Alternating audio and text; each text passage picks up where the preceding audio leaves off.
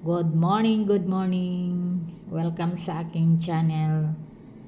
So, ang aking simple tutorial ay kung paano natin ibalik ang ating mga video or photos na na-hide natin matagal-tagal na at gusto nating ibalik sa ating Facebook timeline. So, ito lang ang gagawin natin, simple lang. Punta tayo sa Facebook. Tapos, pindutin natin yung tatlong bar sa taas. Tapos, punta tayo sa ating setting and privacy. Ayan. Tapos, punta tayo sa settings. Tapos, scroll up natin. Punta tayo sa activity log. So, ito.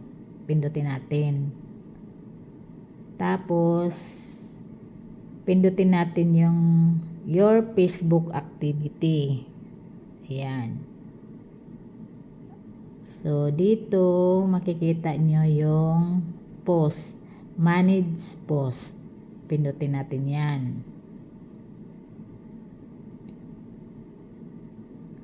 Tapos, pindutin natin yung filters. Tapos, nakikita nyo dito sa baba, all categories.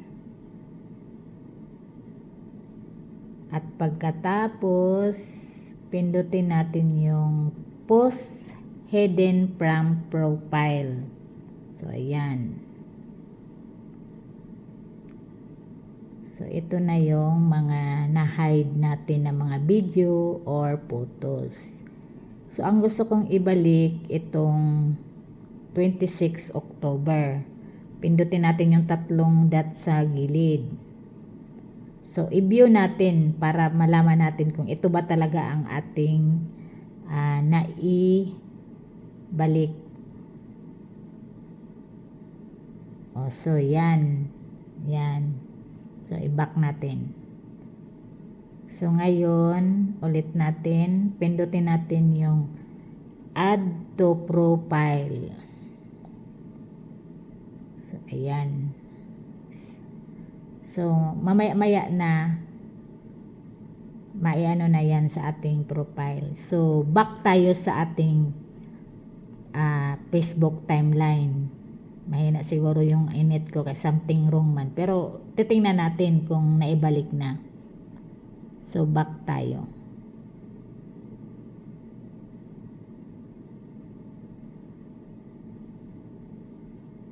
So, titingnan natin ngayon kung naibalik ba.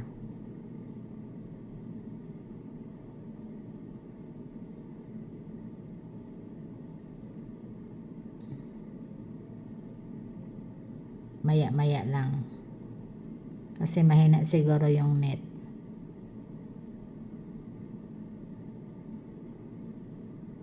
Antayin lang natin siya na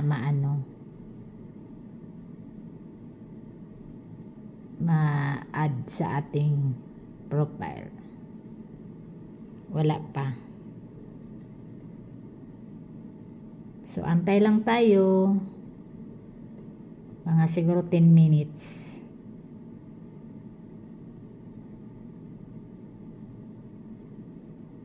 Matagal-tagal din siya maibalik. Kasi yun din ang ginagawa ko dati na akala ko hindi maibalik kasi something wrong. Yung net siguro ang mahina ba? Kaya nag-aano siya, naglo-loading siya.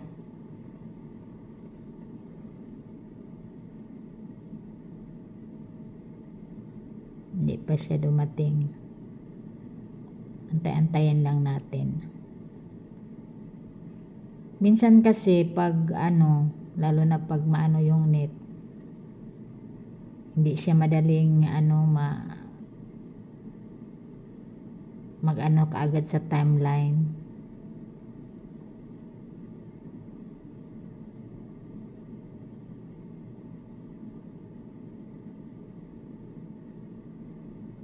Tagal. Another 10 minutes pa ulit. Ganun lang siya kasimple mga loads. Maibalik. Pero mababalik yun. Antayin nyo lang kasi minsan kasi yung net, yung mahina. Kaya hindi kaagad siya na maibalik. Pero ganito yung ginawa ko yung dati. Na binabalik ko. Ngayon, nabalik naman siya. Kagaya nitong post na to, binalik ko to siya. Matagal-tagal nga lang kasi nga, yung net ba mahina. Pero sure ako mga loads na maibalik yon, na matagal lang siyang loading. So yun lang aking simple tutorial. Na din pala.